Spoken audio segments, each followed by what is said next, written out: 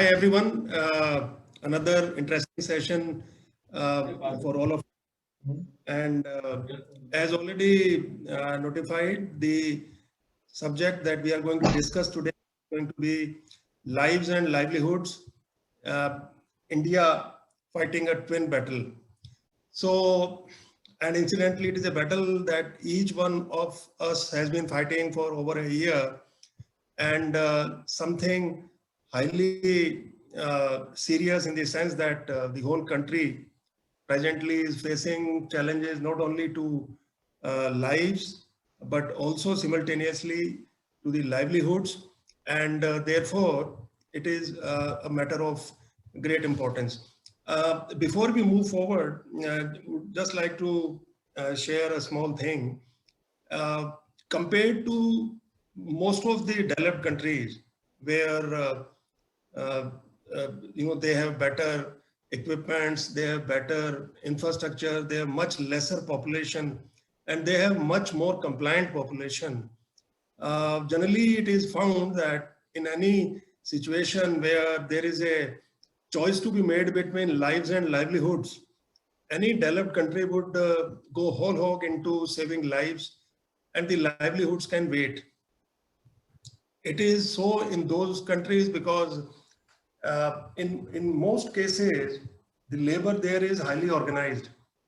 And therefore, as we must have also got to know from many sources, in these countries, what is most important is for the government to make sure that lives are saved, and the governments, the companies, the employers, the organizations, they make sure that their employees, they are well supported financially and otherwise, and therefore in their case it becomes a very focused battle to win.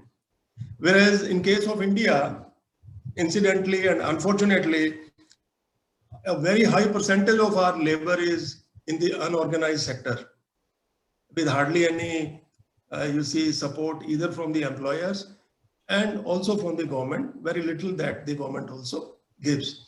So therefore, it becomes a very tough call for individuals to find out whether they are actually going to save the lives first, or they are supposed to be bothering for their livelihoods also, because the force having been in the unorganized sector, often it happens that the loss of livelihood almost in most of the cases leads to a threat to life also. So India is therefore in a very peculiar condition, wherein the government as well as the rest of the stakeholders in the society, they are fighting this twin battle because they have to fight on two fronts. There is no denying the fact that saving lives of the people gets the top priority. But at the same time, for the reasons that I have given, uh, the government as well as the rest of the stakeholders and the society as such is very keen that the livelihoods are also taken care of, supported, so that we, after the dust settles, we don't find ourselves in a situation where we are so fatally wounded because of the effect of the corona that otherwise it becomes very difficult to take the life forward. Now, as regards the this session, I have actually broken this down into three parts, and I'll quickly take you to the first and second part, and the first part would cover where we stand. The second part would cover why this situation actually became so serious, and the third part would be how we can cope with this battle on two fronts and come out victorious. As regards where we stand, I think all of us, this being the most important topic these days, every one of us knows that in terms of the threat to lives, it has only become bigger as the time has passed in the last few weeks. And it is only recently, maybe 2-3 days, that it appears that the numbers seem to be, plateauing somewhere, or maybe, or it could be because the number of tests may not be that high, but still the numbers have actually stopped going higher, and therefore it gives us a bit of a respite. But Let me take you through how it has all reached this stage. From a corona impact perspective, we all know that we have already been through the phase 1, and phase 1 was something that all of us faced very, very strongly. The government also came out with a lot of you see lockdown and related measures, and the public, the general people, masses, distraught as they were, they also behaved very well. And or maybe it was because of the typical nature of the virus that the first phase, actually it was a phase 1 by us, but it was the second phase which was very much imminent, yet because of various reasons that we'll discuss in the second part, we find ourselves very badly bruised by the impact of this second phase, so much so that while we were at about 9,000 cases of corona confirmed cases as on as middle of February, a few days back we reached a figure of 4 lakhs. And it is also a matter of great concern that not only the numbers have risen, the deaths have also, which is actually related to the number of confirmed cases, they have also been rising consistently in the range of about 3,000 to 4,000 or maybe slightly more than that. This number actually is highly discomforting, but what is much more discomforting than this is that the present infrastructure, the medical infrastructure, the government infrastructure, the logistics, we have so much to face that, and we, being in Delhi and NCR, we have been very close to situations wherein most of the hospitals in Delhi and NCR would have actually been in their capacity. The essentials like oxygen, medicine, and rest of the stuff, the ICU beds, etc., and people, running for that, people in dire needs, people lying in the corridors of the hospitals or stuff like that. So these have been very, very harrowing pictures that we've all been through. As regards the deaths also, the numbers have, there's hardly any one amongst us or maybe in our extended family who would not have had lots of acquaintances or friends, or in many cases the relatives also being taken away by corona. So this is where we stand.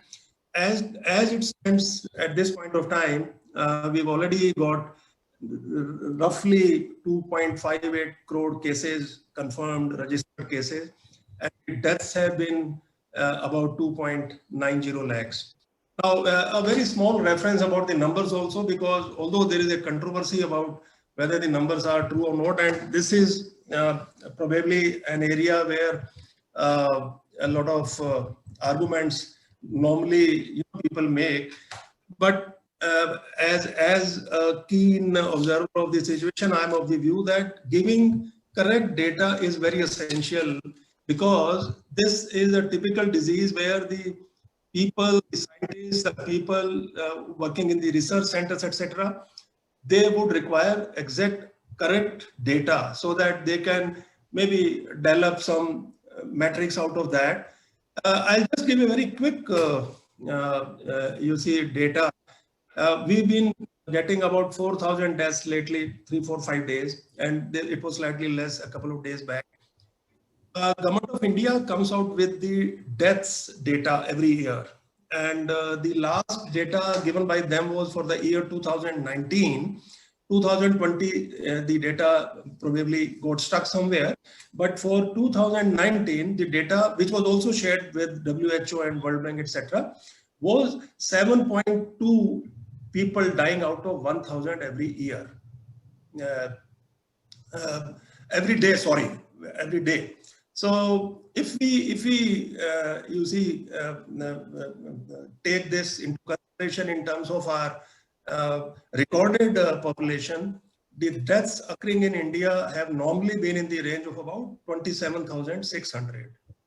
And this is up as per the government data. And if we add 4,000, that has been the number for COVID deaths, it is about only 10 to 12% or maybe 15% more than that. And keeping that in mind, if there is an increase of only 12 to 15% of deaths, our cremation grounds and our graveyards, etc., should not have been overwhelmed so much. So this gives a, kind of, everybody a clue in terms of how the numbers could be. But it is advisable that authorities, wherever they are, they should quote exact numbers, because that will help the statisticians, the research people, and the scientists to probably develop a better perspective about curbing this evil. So this is where we stand in terms of the disease and the deaths. In terms of the livelihood side, needless to say, last year also in June, we had an unemployment percentage of over 20%. I think it was 23% in June 2020, which was the highest. And even now, because we don't have an India-wide lockdown this year, still it is 8% plus in the urban area, and surprisingly, it is 14% plus in rural areas, which is a very disturbing feature. And it is so much disturbing that in the present phase 2 that we have witnessed, there has been a very high incidence of this corona impact in the rural area, so much so that almost every one case out of they come from the village side. And since villages, as we all know, all medical setup there is nearly 100% government backed, one can understand what is happening in the. So situation is very, very bleak. The rural front, it is about 14% unemployment ratio percentage, and at the urban, it is 8%. And these two figures are still counting, because although numbers are, but still, it will take some time before normalcy returns. So this is about where we stand. I'll just take you all through why we reach this stage. So we all know that this virus mutates very fast, and much before that we could gather enough information to control it, curb it, and take necessary measures. Its nature and its features, they change, and it becomes very difficult for people to kind of control it. So the best way going forward has always been to have greatest possible restraint in terms of social interfaces, in terms of going out and gatherings, etc. But why it has suddenly reached this number is typically because of its, which makes it much more lethal than what it was in phase 1. But more than that, it is because after a decent show in phase 1, most of us, and more than us normal people, I think the people who matter in this country, the administrators, the politicians, the top bureaucrats, etc. I think everybody got a sense of elevation, got a sense of celebration in many occasions, that we almost declared ourselves winners much before the corona scene was already, it was still taking shape, and we probably declared ourselves winners. It is in this context that I would like to mention that till January 2021, we were quite comfortably placed. Numbers were going down, but there were very clear warning signals coming from various sources that the way it has happened in Europe and rest of the places, the second phase of corona is very much on the cards, and we should not lower our guard. But sadly, these warnings were actually not given due credence, and in many cases because of petty reasons, or because of reasons which could have been very conveniently avoided. So what we did was, across India, we would find religious gatherings taking place, the gurdwaras, the temples, the mosques, the holy, despite the fact that at many places people had taken a pledge not to play holy, people still violated their own vows, and they went out and played holy and all that. And to top it all, we had probably something which, one feels very sad. Organizing a congregation like Kumbh, where lakhs of people come, and many of them without clothes, and you see, nothing much was done about that. We organized 5 elections, 5 assembly elections, four being very big out of those 5. And despite lots of warnings, we kept on doing our electioneering and rallies and etc. And that probably is one of the biggest spreader of corona, because now we find that compared to phase 1, in phase 2, the incidence of corona is much more in the rural side, and it is in the rural side the maximum impact is getting on the livelihood side also, because the people now, they are so much stuck that the migrants who come from the rural side, now they are in a very in a position of dilemma, because if they stay on in the urban areas, they have nothing to eat. If they go to villages, they are more likely to be caught by corona, and there is hardly any medical attention there. So I think it is a substantially man-made problem, which I believe only God can help us, or maybe if the virus gets into a different mood. So these are the reasons why we are here. We did not also in the interim actually reinforce our medical preparedness also. And whatever little we did was only a few thousand ICU beds and some oxygen supported beds, etc. We did not go all out for raising our infrastructure, believing that a second phase, and not only the second, a third phase is also now very much in the offing. So these were the principal reasons. Now I'll quickly take you in the next 5-6 minutes, quickly take you through. Yeah, sir. Hey, I mean, time. I'll just take 5 minutes as to what can we do to address it. Number one, the vaccination drive is very much there. The vaccination is the only savior. We all know that. The vaccination nationalism has already taken a lot of toll on our efforts, in the sense that although we had such a big population to cater, we went into Vasudhaiva Kutumbakam drive in the initial few weeks, and then maybe realized that exporting is not a very wise way of running the vaccination drive. We should first take care of our own people. And even in vaccination, then we did some misadventures, like opening it up to 18 plus and everybody. But believing that now we can't take a step back, I think the best way forward is to quickly make sure that the efforts that are being made by the Serum Institute and Bharat Biotech, by giving them additional help, they should immediately ramp up their capacities to the best possible levels. Number two, the governments need to now coordinate so well that those who have taken their first dose, and when it becomes for them to take the second dose, they should certainly be given the second dose on priority without any bickering. Another way could be that if we can arrange vaccination from anywhere at whatever cost, I think that should be given top priority. Another very important point that I want to make is that it calls for a great amount of coordination between the center and the state governments.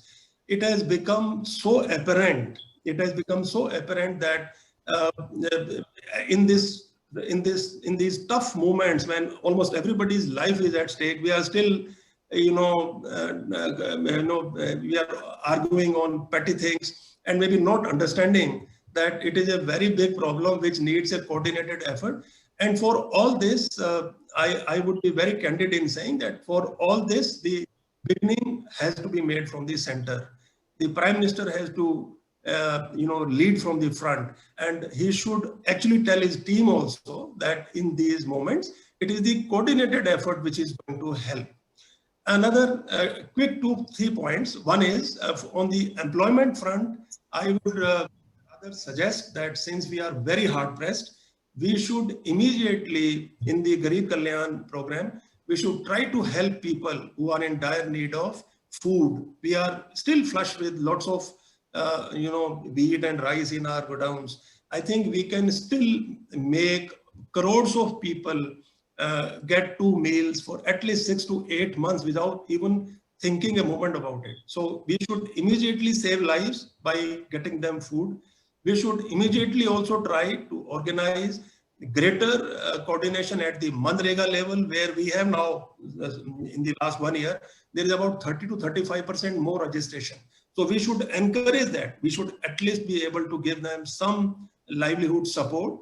And at the same time, the corporates should come forth and they should try to make sure that their employees and others, they are supported to the best possible extent, even to the extent of sacrificing a couple of percentage points of their profits. So I think these are my initial thoughts, and I'm very sure as we progress into this, I would be able to supplement or maybe complement a few of the things that my esteemed participants are going to take up. So I would now request any one of you, sir, Colonel PB or Sardar Kuldeep Singh ji, any one of you can take up the next, and then we'll move forward. Thanks very much.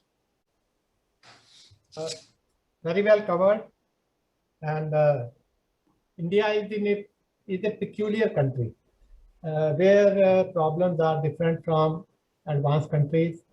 Mainly, we have a large population and our health infrastructure is very minimal, especially at the villages level. So, as already brought out, the only way is a very fast vaccination program. Fortunately, we have our own large vaccination production facilities in the country, and unfortunately, there have been some problems in between. I hope, and we must try that those are overcome, and the production of vaccine is accelerated to the maximum, and it is used in to vaccinate the population at a very fast rate. That is the bigger saving. Now, even if, as suggested, if we have to even import, for which money will be required, so my suggestion would be that those who can afford to pay, there is a lot of population. So I would also like to pay, but I'm already vaccinated. But there will be so many, even in the lower age group, who would be wanting to get vaccinated, even if they have to pay. So that can be made up by importing and giving this facility to those who can pay and those who want to pay. Then about the livelihoods, yes, we have a very large unorganized sector, people employed in unorganized sector, where even to collect data as to how many people is very vague, whatever data we may be having, because we don't know, even in the other normal times, how many are employed there, how many days in a month they get employment, what payment they get. But whatever, in the present circumstances,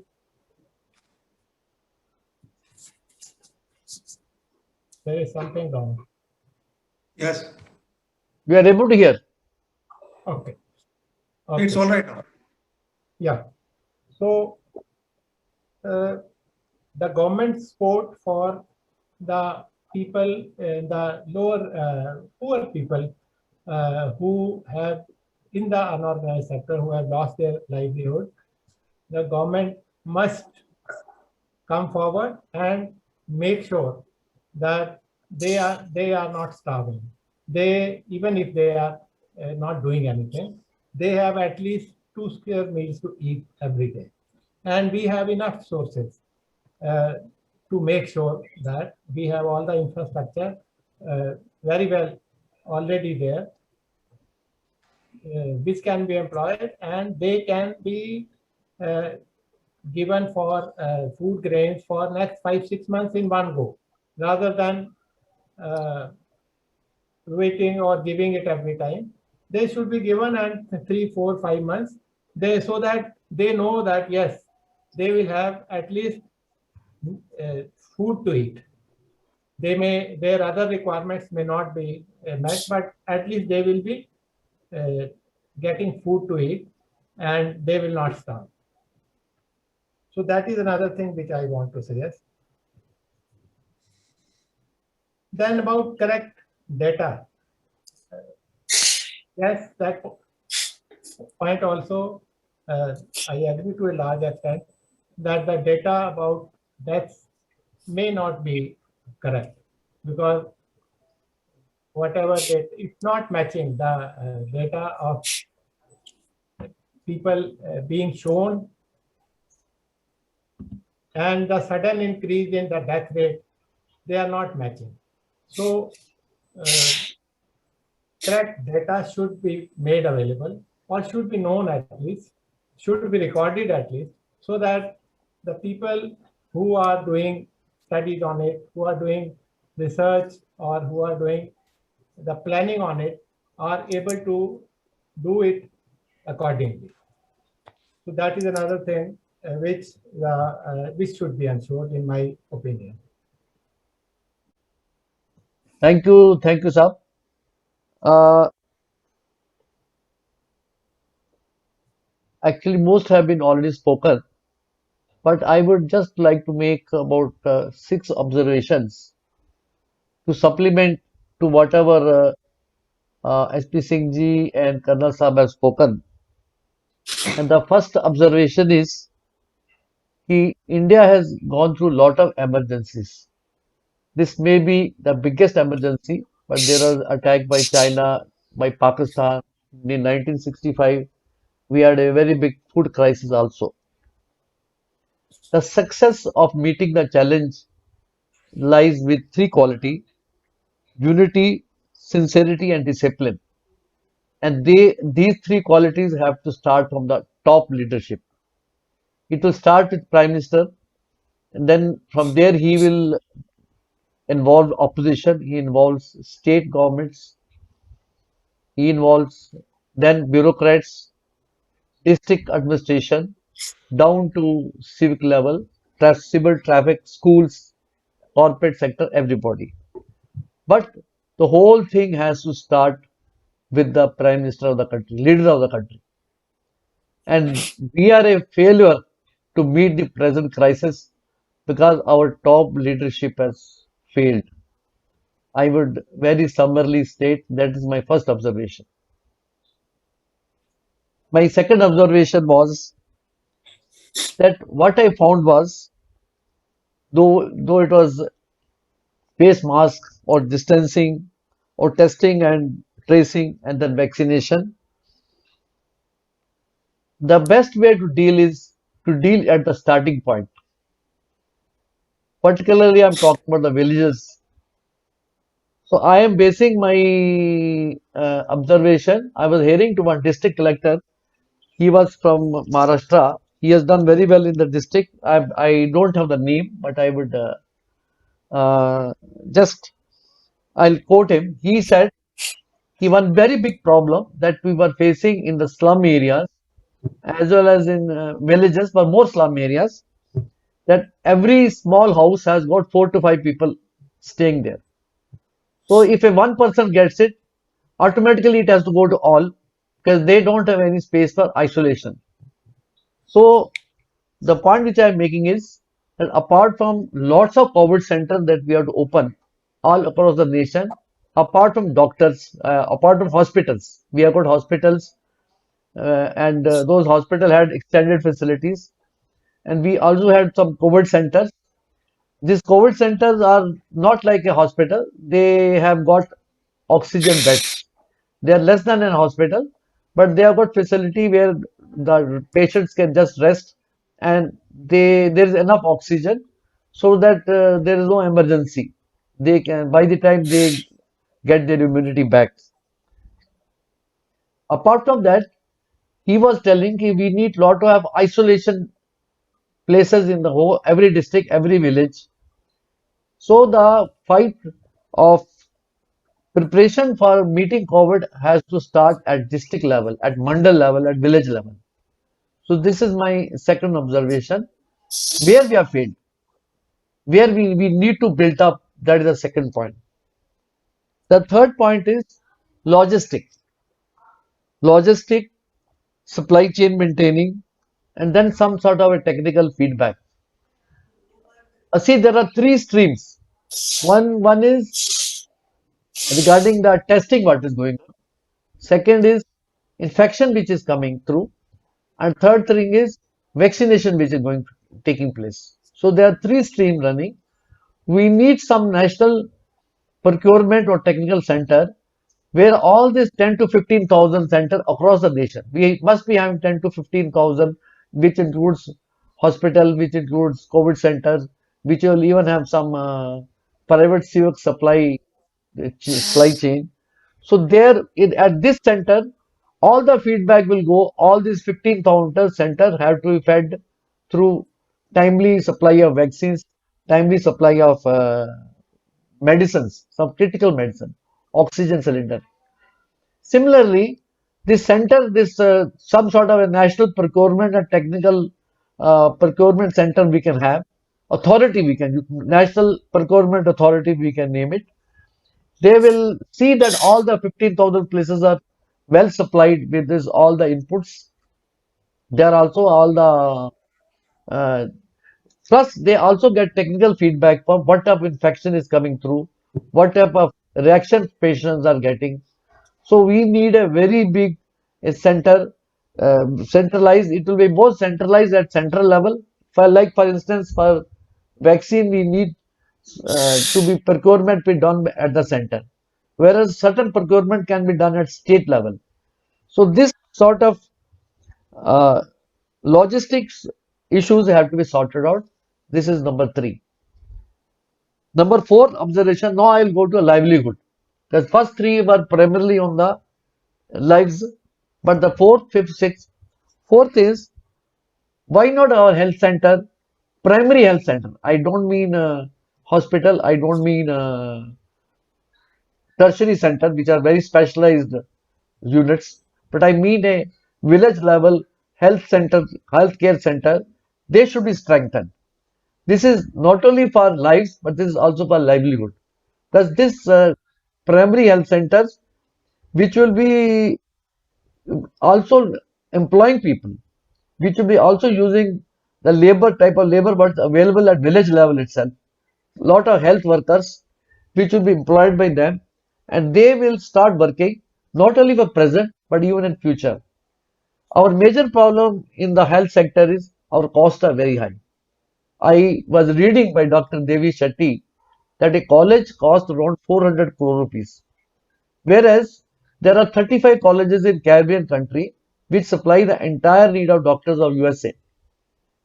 Our health infrastructure, the health costing should come down considerably so that more people we employ from the rural areas, which they work there, and they will not only be suitable for present COVID situation, they will be able to ensure health coverage for all the Indians.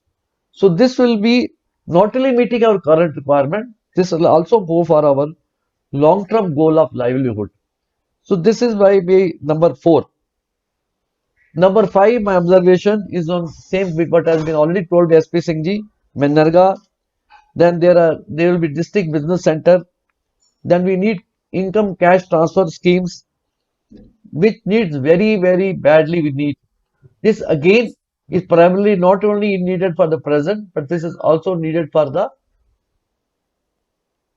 this income augmentation scheme, which will also work for the livelihood. And number six, ease of doing business.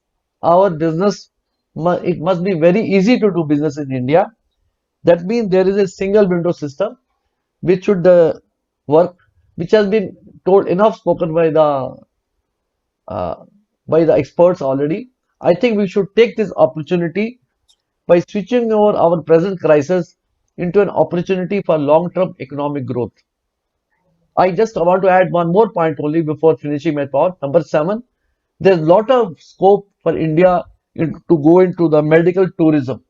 There is a big scope. Already, I know in Hyderabad, lots of people are coming from abroad, primarily Indians, but also foreigners, because Indian health cost is they may be very high for us, but they're still very, very low as well as the foreign tourists are concerned. As well as American, European, and Australians are concerned, our costs are very down. So we can use our tertiary center to meet the requirement for the international. In fact, our Indian doctors are very, very reputed. Our British, for instance, the British health sector is totally running. Most of it is run by South Asians. Similar thing stands for America also. There, it may not be like UK, but that they are making enough contribution. So these are the 7 observations which I have just made. I will finish my talk to supplement what Mr. S.P. Singh ji and Colonel Saab, both of you have spoken. As a livelihood is concerned, because of both as life is concerned, we have to focus more on urban, rural areas where ignorance, lack of this medical infrastructure, and government failures, particularly in regard to giving them services, they're not there. Even livelihood, most of our manpower, labor comes from rural areas. But that is one area which is being ignored and it is being rather hidden. I mean, we have all seen last few days what's happening there, and as many people have claimed that our actual rate, of course, your logic is also quite correct. People have done different calculations. It can just be as much 5 times. What is true, I don't know, but it is not one. But many sources have mentioned that it is death record is being hidden. It is not small change. It is 5 times, 4 times. Okay, and with that issue, but rural areas, and second is it is possible to, for example, one situation which whether is viable or not, I don't know. No, many if the Manega type scheme is also available to the small industries, they can take many more people. They are, even if there's no work, they can add their own contribution, like as part of the salary, and give a lot of employment. So employment livelihood problem can be solved. The fact of matter is, for example, in my factory, our only problem is manpower. So most of the manpower has gone away and they don't want to come back. Because either they're set to that life is first come, then only livelihood comes. They say if we go to our villages, at least we can survive. If we remain in industry, they are not ready to work also. So my submission back is about livelihood. What our Kuldeep ji has said, they are very right. But the confidence level shall go up only by creating employment opportunities in terms of encouraging industries, because we can definitely pay their salaries, but part of salary, if not all, if government also comes forward for that purpose. I think you have covered so much adequately. I don't know what to suggest, but it's a very big task. I wish a good sense will prevail on state, central government, and they should work for the welfare rather than for their own publicity. Whatever has happened is only because they want to be in power. Well, anyway, I don't want to get into politics, but right now they have to forget about politics, forget about this, and work as a whether there's any possibility of national government. I don't know it is viable or not. The time has come. What has been done in West, in national government, where all the parties are actively involved and they work only for one goal. People are quoting example of UP. I mean, today also, all the major politicians are missing in rural areas. Only small people on their own doing something out of relation or caste, but not out of any support from the even those parties who are. I'm giving example of UP, for example. UP things are UP things are very bad as is being projected in the TV also, and exact figures are not available, but government is not doing anything except for hiding figures, hiding information. And you have made very right. Correct data is very, very important, that you have mentioned very rightly, because water plan, if it is implemented, it has to be implemented with proper data. That's why no agency can give proper advice if proper data is not available. The 2 points which this district collector of some was telling, one is the coronavirus attacks in waves. He says we could calculate कि whenever it is happening in Europe, after 3 months it is coming to India. So this calculation was done last April. It was a peak in Europe and America after we got it in July, August. Uh, and similarly, so that is how he said this time also when the attack was going on there, we could calculate it is going to come to India in 3 months. So this wave we have to keep in mind. This is as per him. That is one point. Okay. When we are assessing, so it is wrong to say that we were not aware. Of course, additional was that our own expert committee also recommended that this attack is likely to come. The second point is, as a strategy, COVID should be dealt with at early stage itself. That means there is a lot of importance of this COVID centers. I mean, more and more capacity we have to build as the requirement comes. And isolation rooms, especially, now lots of schools are closed, for instance. The same space that can be given for those hutments place people who are living in one room only four, five people. So the person, if anybody covered, he should be straightway shifted to some place rather than another four people getting infected and then accumulating. When the infection comes, when it increases, then a stage comes when COVID becomes incurable or it is become fatal. But it gives you, if it is dealt in time, it is safe and the number also will be less. These are the only 2 points which I don't know whether I told earlier, but I thought I will emphasize once more. I want Great, to sir. add Great. one more point. Great. Can Yeah, I- sir. Anji, that's all. My points are there. Unfortunately, there is no laid down or well organized social security system in our country, where the labor who are, especially the unorganized sector labor, is able to be helped automatically, which is there in all developed countries, where even part-time job people, they have a advantage of this system. They have an employment card, and uh, through that card only, they will get, anybody can employ them, and part of it will have to his salary or his labor will be paid to the social security, this thing which can be used later on. In those countries, they have been able to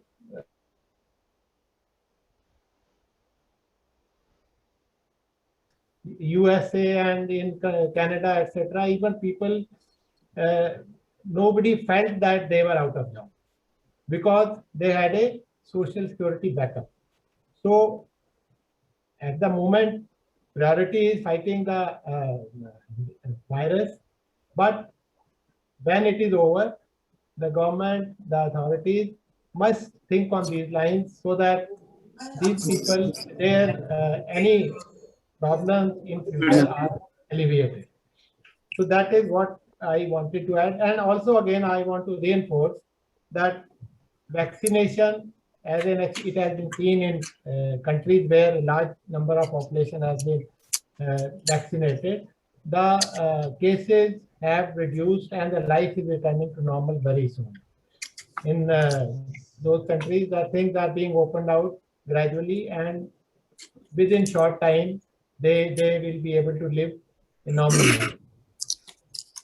So, lesson from that is that we must accelerate our vaccination pace, whatever way we want to do it, whatever, even if we have to purchase from other countries or facilities or production in our countries have to be accelerated, but it must be done so that BBC. This is the best savings or for the spread of savings from spread of the disease. We have had very detailed discussion with every participant, and I have also made a few notes on all that you have said, and would like to quickly not only acknowledge these wonderful contributions but also add in case it is possible. Colonel P.V. Singh actually made a very good point about importing vaccines from outside, and even if it is coming at a cost for those who can afford, maybe there should be a system. People who can afford can buy it at whatever rate, and those who can't, it should be helped by the. But again, a very small point I would like to make is we are probably in the midst of the biggest tragedy that our generation could see. God willing, we may not see a bigger one. So therefore, I think right from day one, I am of the very clear view that government should fund the complete vaccination drive. Even if it is going to be very highly exorbitant and all that, we have already made 35,000 crores provision in the current year's budget, which would be more than sufficient to vaccinate everybody. So I do agree with Colonel Saab's feelings, but still I maintain in such extraordinary circumstances and at the ground level, if you find most of the governments have already announced they'll be vaccinating their people free, then what sense does it make, to have different policies and all that? I think it should be at the apex level, duly declared, be a national government, central government run scheme wherein everybody should be or is going to be vaccinated at government expense. In this regard, I would also like to add that we are presently having a capacity of about 75 million doses that we make per month. And it is likely to be increased to about 100 million, 10 crores a month by start of July. Even if we calculate at this rate, we'll take good 10 months to vaccinate 75% of our population, which is the basic threshold for, allowing herd immunity to develop in cases. So these 10 months are going to be very crucial. I am very sure government, as all of you have mentioned, the central and state government, they need to be together in these tough times.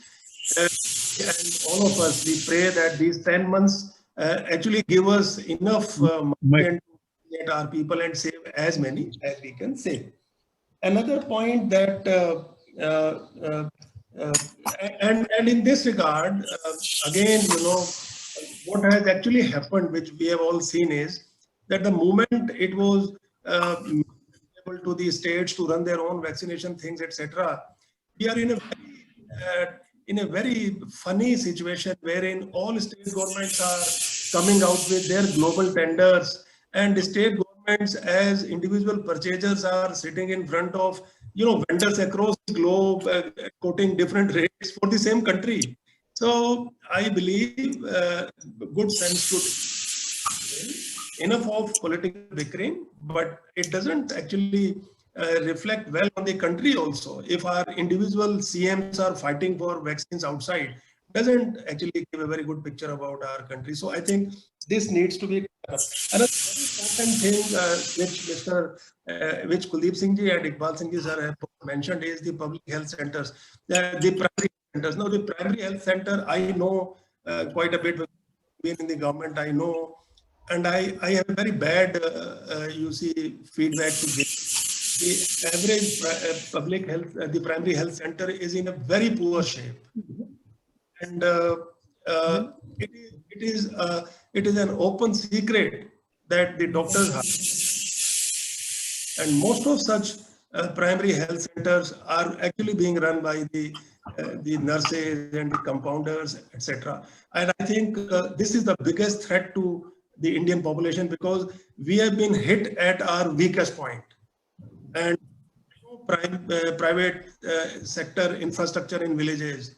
And if in case you don't know, most of the big urban centers now have close to 30-35% of patients coming from the hinterland, which is causing a lot of burden on the cities, because when they come, they are mostly illiterate and very poor, along 2 to 3 attendants. So it is causing a lot of problems to the urban centers. So I think you have actually raised a very valid point. The primary health centers, they can't be made they can't be made a first-rate medical center in 1 or 2 months, but at least we should give them enough support to be able to cope with the present situation, and should great lesson that we should all learn that going forward, everything else wait.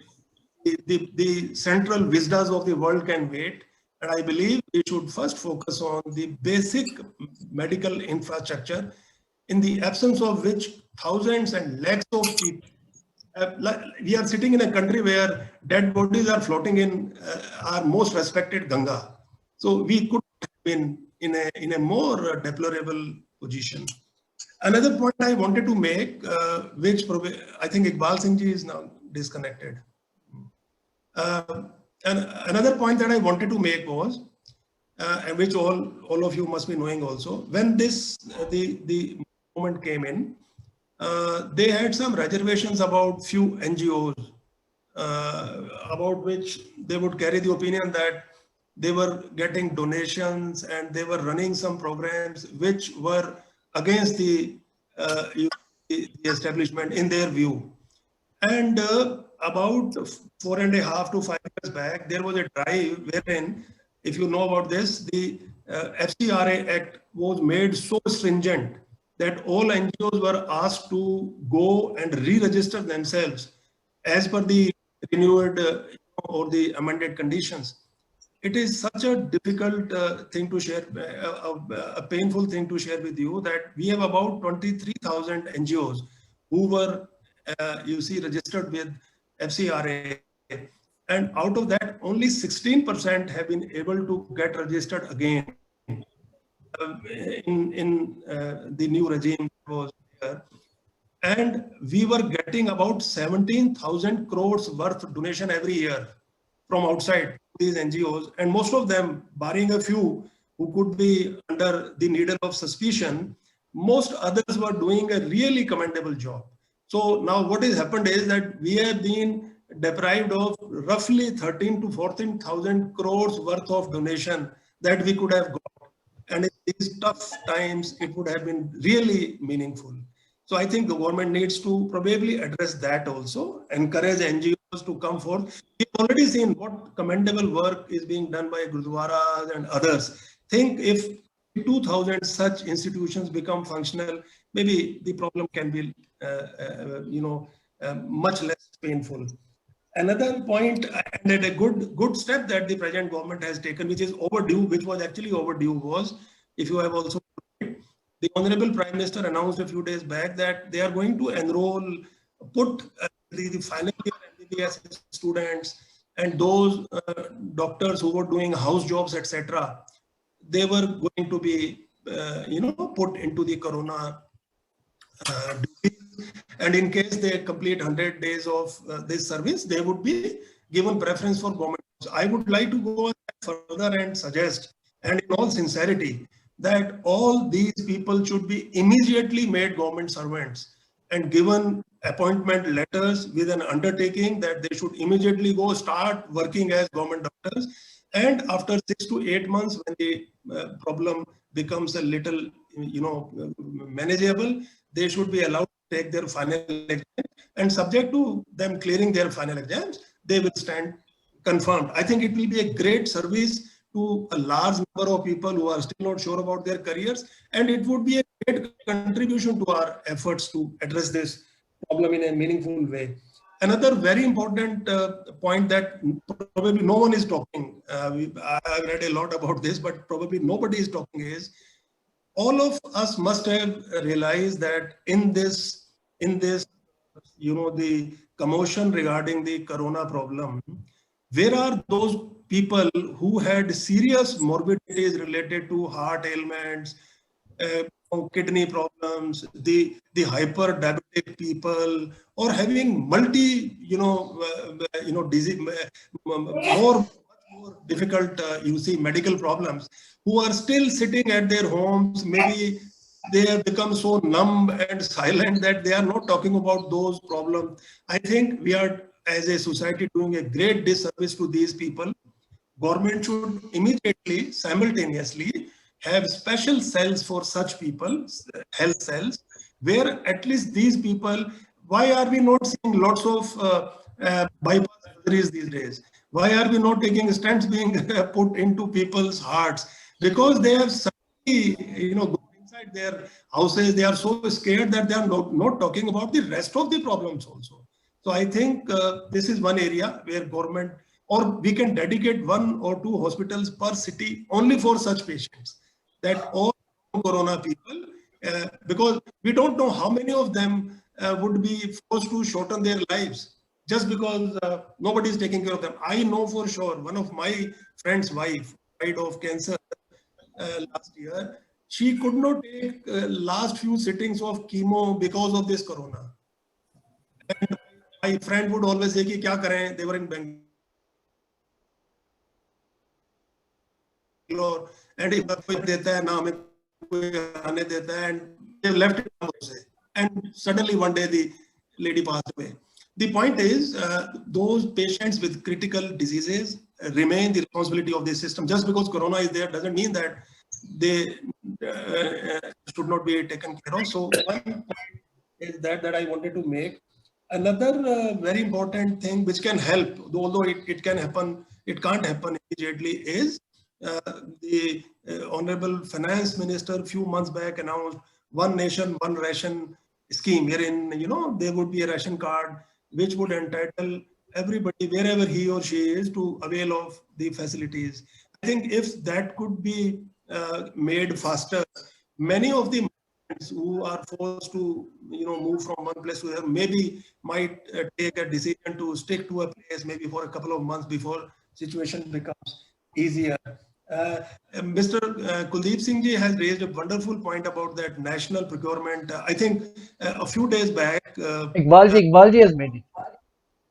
You also said, sir, that there should be a logistics and national procurement authority for all kind of medicines and stuff like that. A few days back or a few weeks back, although in a sarcastic manner, but Subramaniam Swamy had made a mention about this, and he had said that Nitin Gadkari should be immediately made in charge of all COVID-related activities, and the Prime Minister office is useless, not doing much.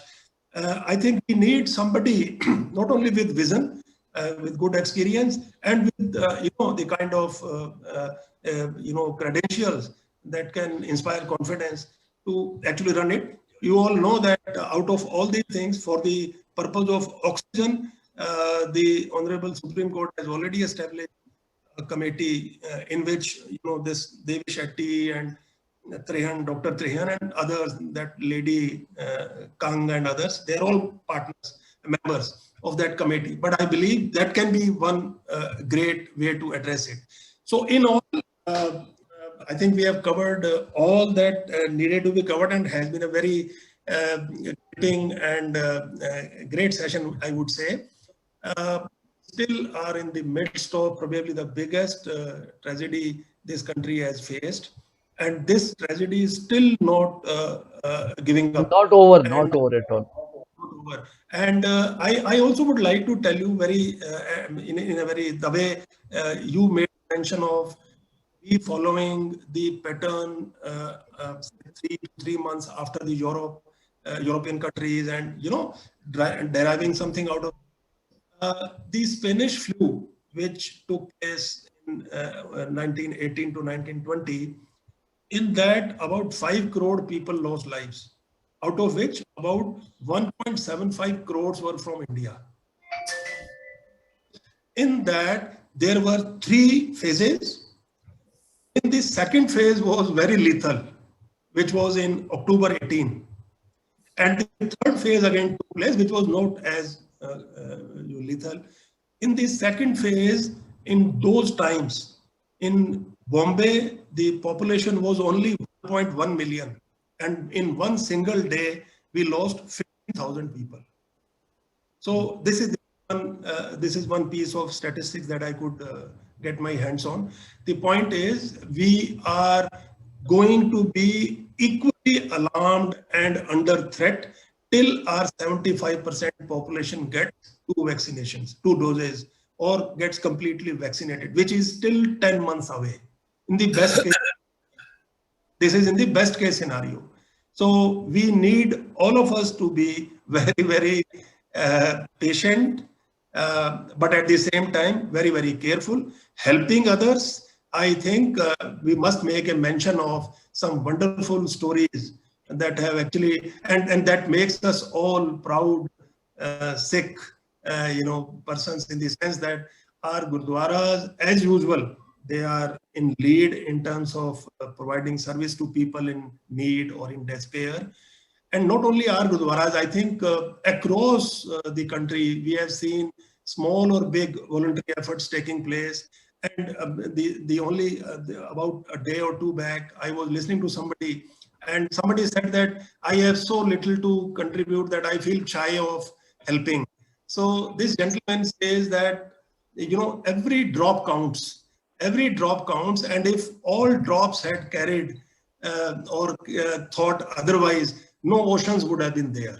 So therefore, every drop counts, and I believe all of us are, in our best possible way, we are helping our domestic servant, whichever little way we can help others. I think this will become a journey much less painful. The government probably has learned a lot of lessons. The public opinion is now much more stronger than before, and we are probably now gearing up much better than before. The judiciary has been leading from the front. There are at least 5 or 6 high courts who have been on a regular basis keeping a watch over what the respective state governments are doing. And I'm very sure these initial big shocks that we saw, maybe those floating bodies in the Ganga, etc., I think they are soon going to be things in the past.